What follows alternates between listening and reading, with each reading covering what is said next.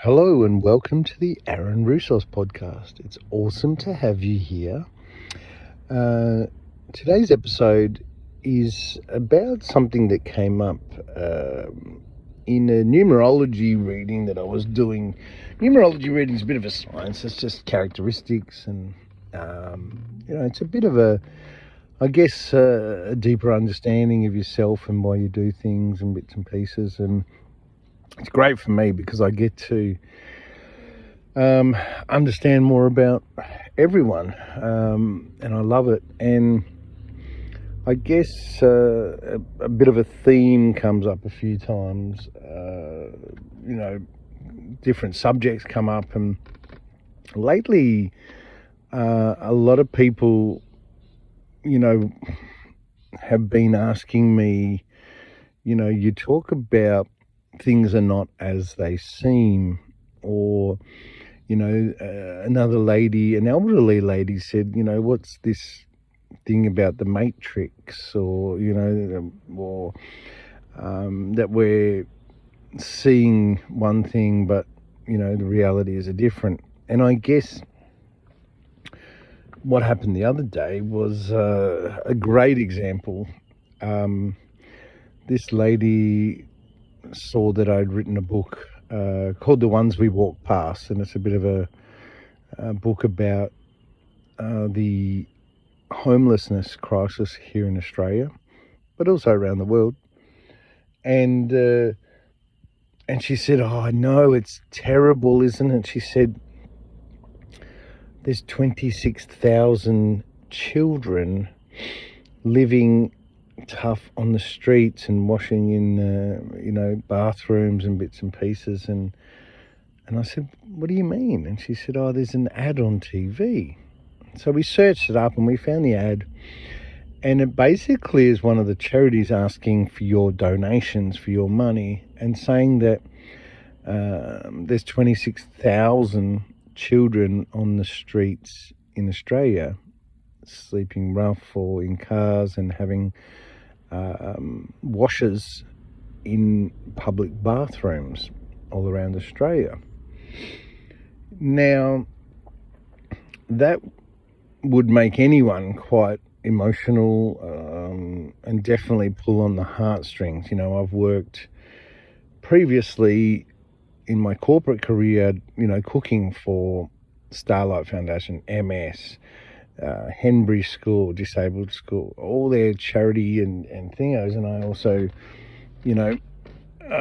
was helping them to do that. And obviously part of those charity fundraisers and annual fundraisers is to pull on the heartstrings of people by using what they do with those, whether it be disabled kids and stuff. And so, I get that's a good way to hook, to get people, interested. Now, I've just spent 1 year on. Now, this ad had, children 8, 6, 7 with their parents in public bathrooms, sharing. It's obviously actors, or having a sink shower, I used to call it. And so I've just spent 1 year on the road living with homeless people all around Australia in 5 different states, inland, small towns, major cities, coastal areas, all throughout the whole of Australia. Now, I immerse myself as one of them. It's like a method actor getting into character. I gave away all my lifelines, and I have a car. I live in my car with a mattress, and I have an esky, a dry store, crockery, and I've been adapting as I go along. It wasn't always like that. I was just and I have a weekly budget which is less than what the welfare is. Okay, $330 a week. Didn't have anything left over in the week, and some weeks, phone data, petrol, it just doesn't add up. And so you have to rely on some services. And it was a good way for me to understand exactly what they were going through. I didn't want to solve the problem of homelessness. I just wanted to highlight from a humanitarian point of view, which is everything that I do in my whole organisation, is that these are people's parents, uncles, brothers, sisters, grandmothers that are all out here on the street sleeping rough. And I explained that there's different layers. There's people right now in a little tent city over the back of me in a sand dunes between the beach and the esplanade. And then you come out into the road, and then there's people scattered in cars, almost like they've almost got their own little territory, and they do gravitate back to the similar safe areas under, depending on who they are. And so I have a great understanding. I had to go through things and do things that I've never had to do before to survive, and I've seen things that just humbled me to my absolute core. And I have the utmost empathy for these people, and I will never forget that. And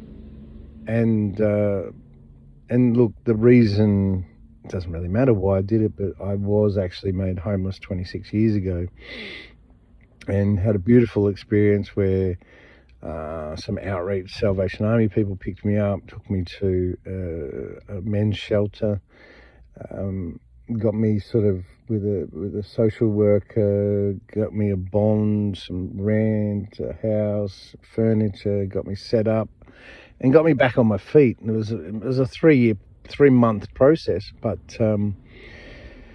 at the moment there's 60,000 beds in Australia, crisis beds, and there's 130,000 people homeless. So the services just overwhelmed, stretched, and so all the other services like showers and food, and that's really, apart from the main charities, are done by even just local churches, opportunity shops all around Australia.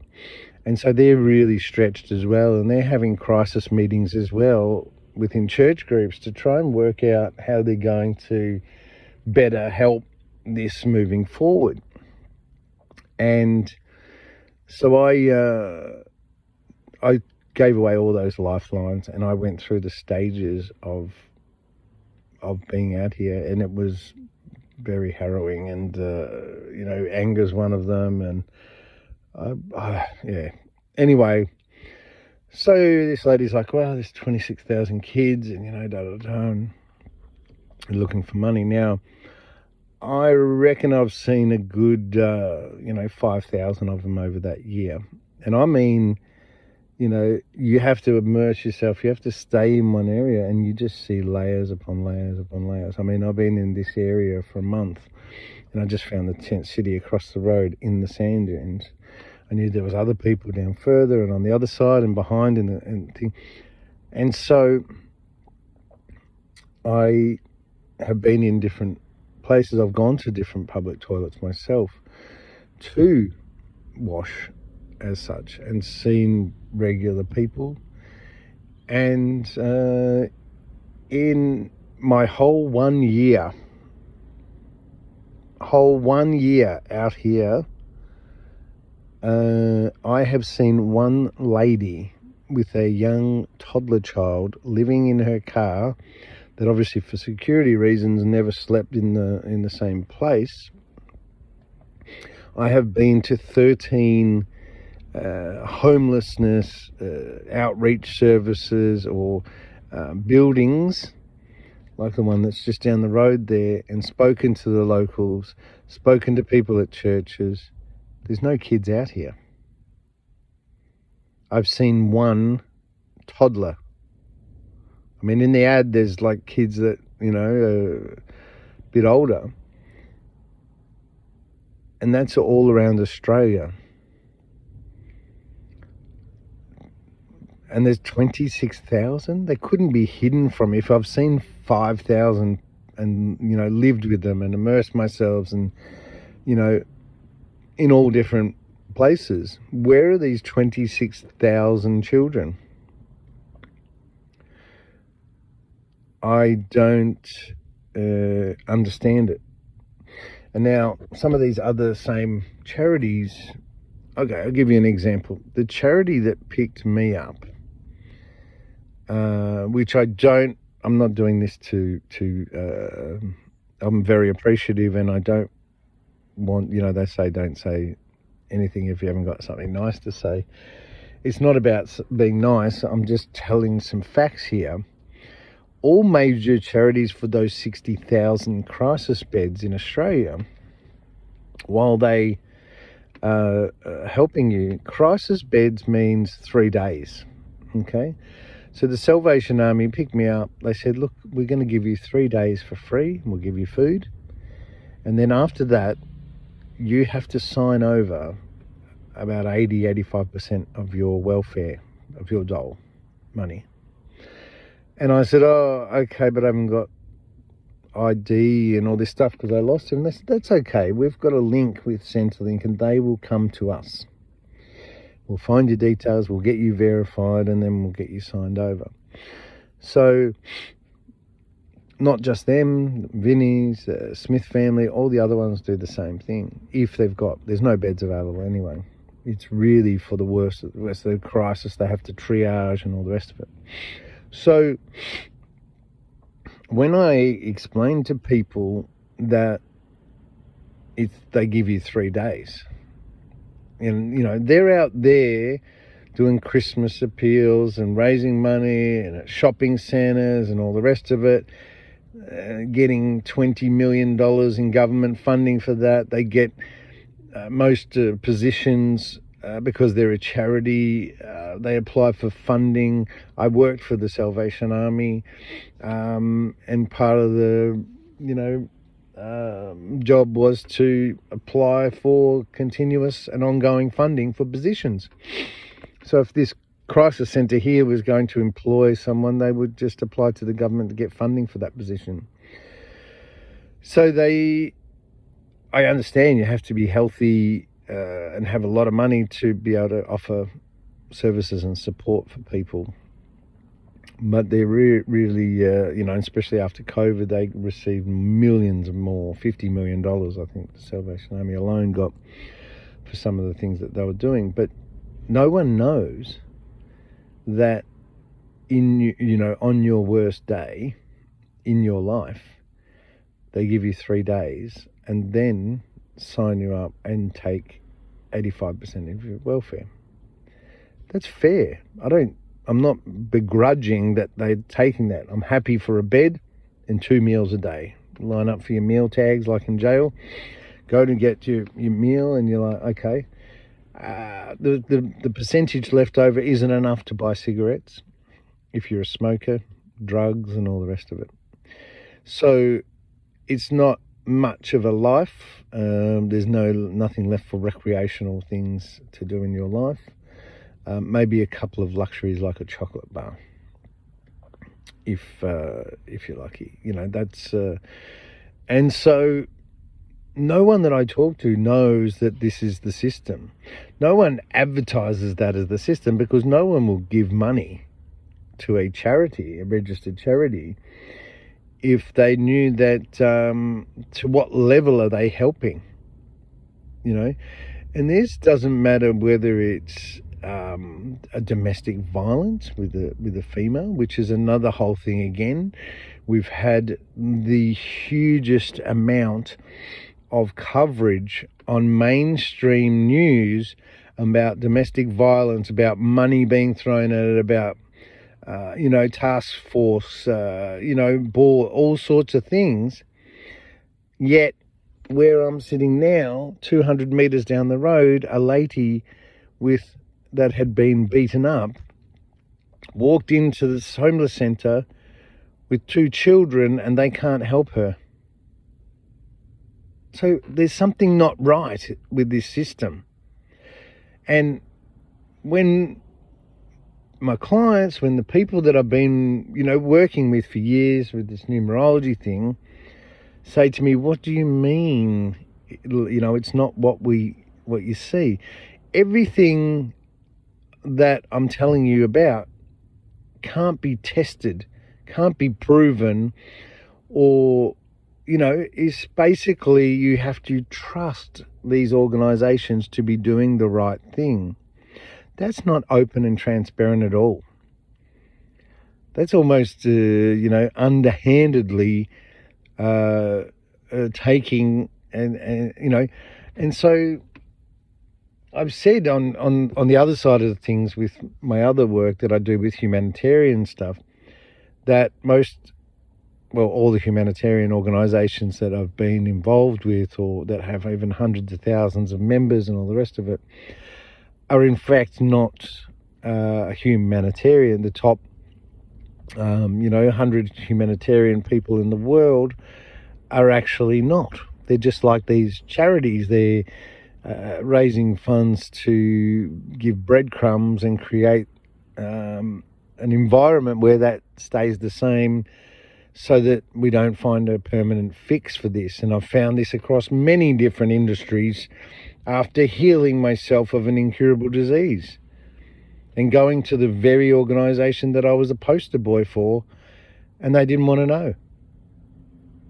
Then when I go through many correspondence and I get through to boards and government boards and chair people and bits and pieces, and they go, yeah, but you're not a doctor, mate. That's not your thing. And I said, but there's hundreds of millions of people suffering today, and you're just telling me good luck with that? You don't want to stick your neck out on the line, and, you don't want to make a fuss. So things are not as they seem, and I guess the things that are not as they seem can't be tested, can't be proven, and you don't know that, because you're getting up, paying the mortgage, looking after the kids, taking them to sport, soccer, doing all your life things, even if you haven't got a family. You're trying to survive. It costs a lot of money to have a very average life these days. A lot of money. The cost of living, there's many contributors to the reason of that. And we proved during COVID that we can spend copious amounts of money, right, on something, and even 5% of that would house all of these homeless people for 20 years. So why don't we do it? Why don't we do it outside of a pandemic? And and so there's more questions that come out of this than answers. But for some of you to be sitting there in your comfort world, we don't like to look at these people, these homeless people. It's a bit scary, it's confronting, but also it's emotional. But they are someone's family. Someone is related to them. Okay, so obviously there's a family breakdown, there's a society breakdown or community breakdown where they're all slipping through cracks for some reason, and it's not just one crack. There's 3 sets of cracks. No one's picking up these people, not even their families,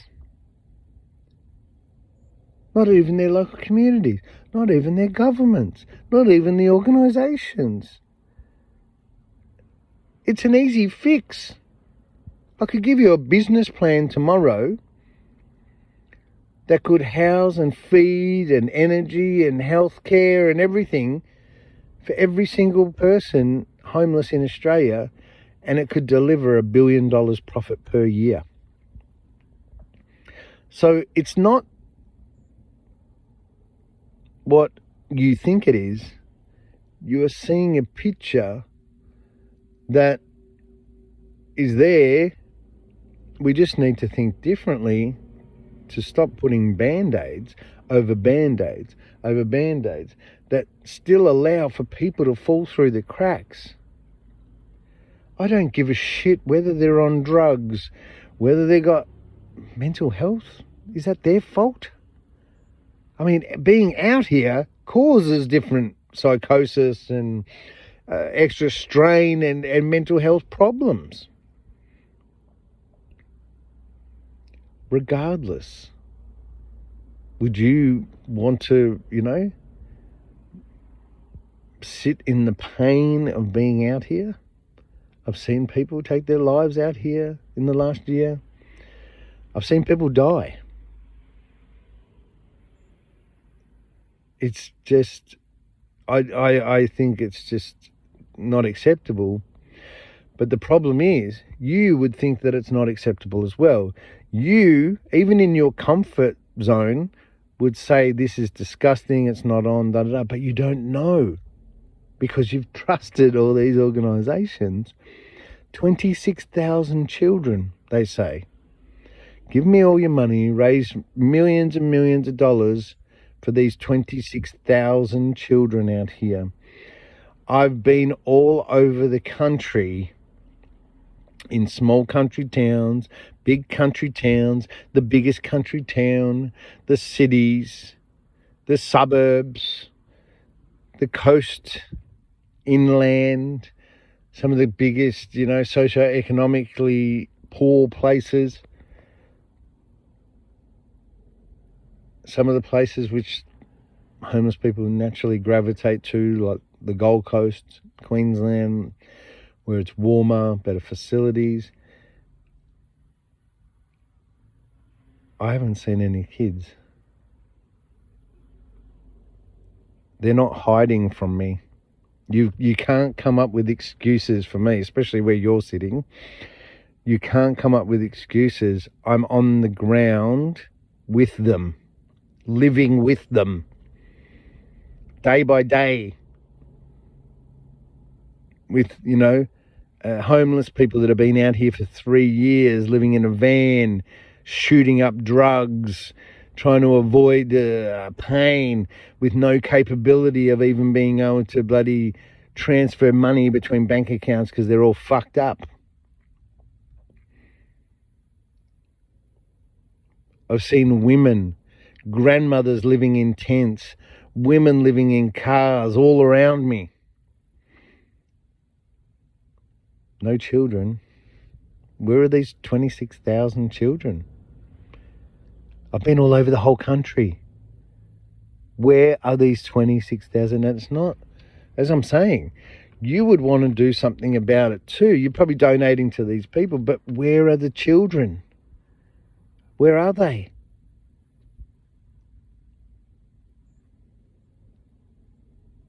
There's only so many facilities, only so many services in each area, and I'm reliant on them, whether it be a bathroom, whether it be a local barbecue. Some places around Australia, like especially the Gold Coast, they have kettles. They have hot boiling water 24 hours a day on the Esplanade. They have barbecues on the Esplanade. They have showers. They have beautiful disabled toilets with huge sinks inside them. They have amazing facilities there. There's probably the best facilities I've seen all around Australia. And guess where everyone's gravitating to? I've seen all the different grades, all the way down to the very embarrassed grandmothers, heartbroken people, disability support pension. There's so many people, such a high percentage of these homeless people are on a disability pension. So they've already got barriers. They've already got problems. And now they're out here and no one gives a fuck. They've given up all hope. They don't want to be in this situation, but where are the children? And that's what I'm saying. So much of life you don't get to see. You have been given a complete picture of what they want you to see to make you give money and trust something without any proof whatsoever. And I am just hyper fixated on this 26,000 children at the moment. But I'm telling you now, I could give you 100 examples of other things that you don't know about. But no one is going to know that unless they're in doing things like me, being in this situation, living for a year. A year! You can't pull the wool over my eyes. You can't give me any excuse on this. I'm talking about core truth. There's nowhere to go but to say, I call out bullshit. I'm out here with your brothers, sisters, mothers, aunties, grandmas, providing support, whether it be a conversation from stopping them from going fucking nuts.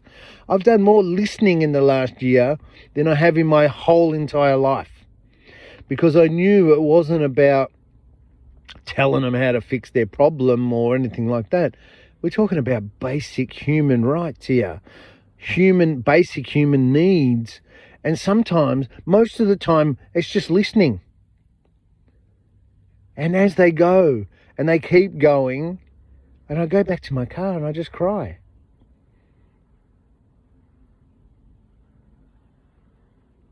Where are the 26,000 children? I'm out here. Where are the 26,000 children? Now, unless you'd seen what I've seen and done what I've done, you wouldn't know any different. You'd donate. There's so many gullible people. Elderly people, older generations that don't have the know-how. They're completely 90% running on autopilot, and they're lovely people. That's the thing. They can't do it to arseholes, people that are hard of heart. They can only do it to the most loveliest people. It's like, in this world, if you're a lovely person, which, trust me, is the right way to go. Being a lovely person, it's where it's at. It's where it's going to be in the future. But in the past, the bullies have got to where they are by being assholes. And we've got, at the moment, we're transitioning between arsehole world to lovely person. And all the people that have been tricked, all the people that have been brainwashed, most of the conspiracy theorists are out there, lovely people. They just, they all hooked on something. And, either side, it doesn't matter. It's not the only thing that you see that you think is a certain way, and it's got nothing to do with the truth. Go and use ChatGPT and solve a problem that's never been solved, or heal something that's nothing's ever been healed except for what I've done. And go out there and make a press release and get really clever, make it really convincing, and go out there and get it out there, and watch the world close around you. There's no reason for us to go anywhere. We're part of this box. We're in a box. And we live in the box. And so what you see on a daily basis that you have no proof of whatsoever, it's not your fault. You don't know that there's no children out here. You see the ad and you're a human being. You have a heart. So I guess one thing moving forward, if you wanted to do your bit for humanity and for your fellow human beings, is don't donate to these charities. giving someone $1 to keep them in their wretchedness for an extra day is not going to solve the problem. Okay? I know it sounds hard. I've been in the situation. I know it sounds hard, right? But there has to be a break in the system to be able to fix the system of all the problems, of all the cracks, of all the things that happen in life. We're marketed to on a mass scale, okay? When you have when you need to go and see a psychiatrist with mental health and you get 10 free things from the government, and then after that they charge you like $200 a session. It's one of the most expensive specialists in the world that deals with an organ, or supposedly deals with an organ that it's never seen, and the only thing they can offer is medication and talk therapy. They don't actually heal anything, but it's the most expensive specialist in the world. And you go in there and you tell them that, you know, you are having thoughts about killing yourself.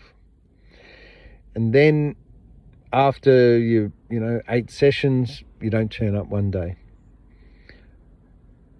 On 100 occasions that I've seen this,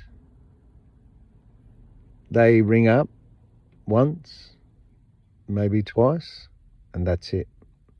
There's no welfare check. They don't send anyone round to your house. They don't follow up. Pretty much you're gone from that surgery. They are a business and they have no fucking care, duty of care. They do not give a shit about you. That's the world that you live in. You don't see that, right? You don't see that. You don't see lots of things. And I guess that's the kicker. And look, we don't want to become cynical, or we don't want to become, conspiracy. That's a really, repelling energy as well. We don't want to hear everyone's truth, even if it's right, because they're telling us in a way that, is an energy that we're not really, it's not attracting us. But we can start today by not believing anything until we have absolute proof of it. And if you don't want to get into that cynical energy even, just dismiss it. Just go, well, fuck it. I can't prove it. I can't prove that there's 26,000 children out there. I can't prove that they would get this money anyway. You don't know that crisis care is a couple of days and they take all your money anyway, right? So just dismiss it. Sorry, not going to give it any time, not going to give it my energy, whatever. Someone else can deal with that has got proof or does know what's going on.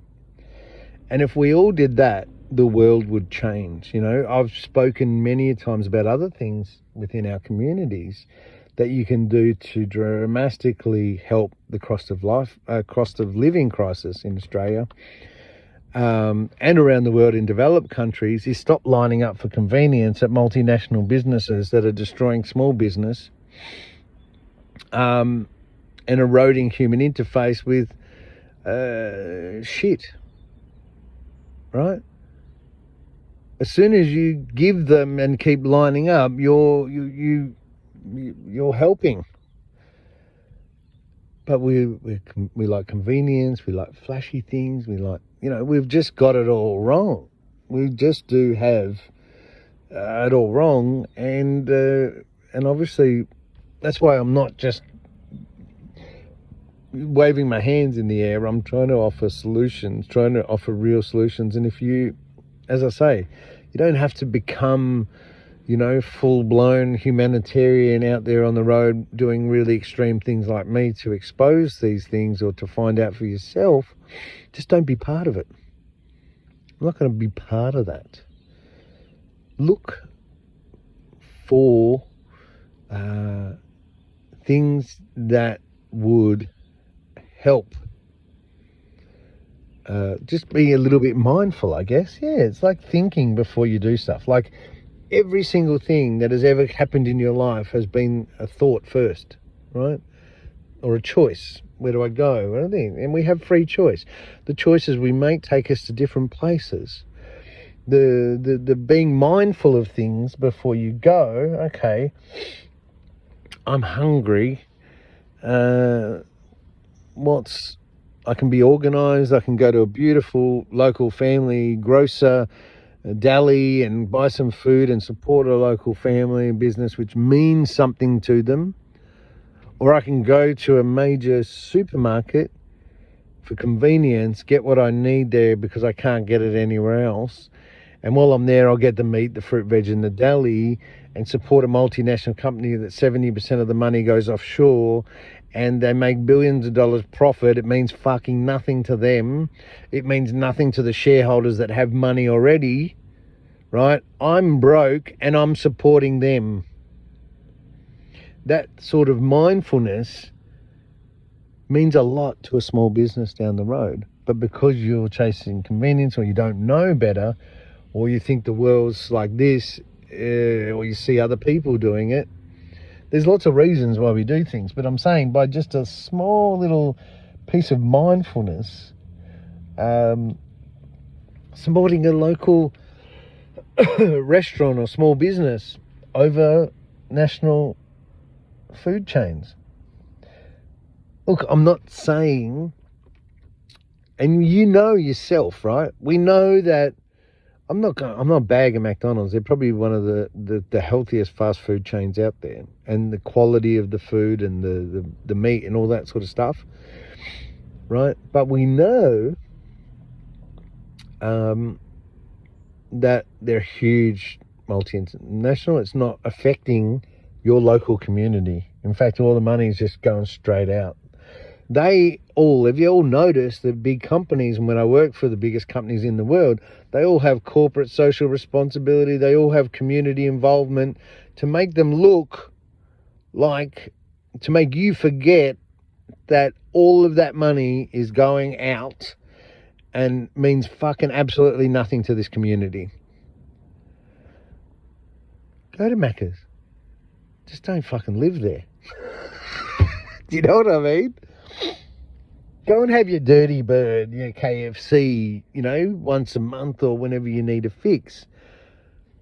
But don't go there 2-3 times a week and support that when there's a local business down the road the small businesses in this country are shutting down at an alarming rate because they can't survive. I don't know if you've noticed, but there's no small family hardware stores left in Australia. I'm not sure what it's like overseas. So the big companies are getting bigger. We've become desensitized. We've become dependent on the system. We don't see any alternative to the system. We are not preventative. We're not looking at things that we can do to before shit happens. We like to wait till we're completely sick and dying before we go and see a doctor. I mean, not dying, but, we don't look at our overall health and go, oh, well, look, I could probably change a bit of my lifestyle that would sort of not make me as... No, we don't do any of that, but it's all designed like that. And you don't see any of this, right? And you don't have any reason to see any of this. And the picture that is presented to you is presented to you by those big bullies that do so to be the big bullies. The more you feed the big bullies, the more they can stay in and, hack your biology and trick you and get you with marketing. And I mean, we've already, got things happening to us that, we won't realise until we're sick. We don't realise until way down the track that we've got, not such a great life. There's a lot more to experience. There's a lot better ways to feel. We have the whole guidance system within us. We have, the ability to overcome this, to find answers ourselves, to critically think, to be mindful, to do all this stuff. But there's a lot of pressure, just to survive and stuff. So I want to get out there and say, look, everything is not as you seem. If you can't have ultimate proof and understanding of something or why or how or everything, don't be part of it.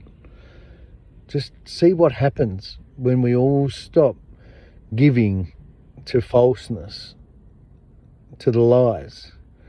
Just see what happens, because then something real will have to be done. Something that will be permanent will have to be done. Instead of, as I say, keeping someone in their wretchedness with $1 every day, they will have to stop and go, shit, this isn't working. What are we going to do?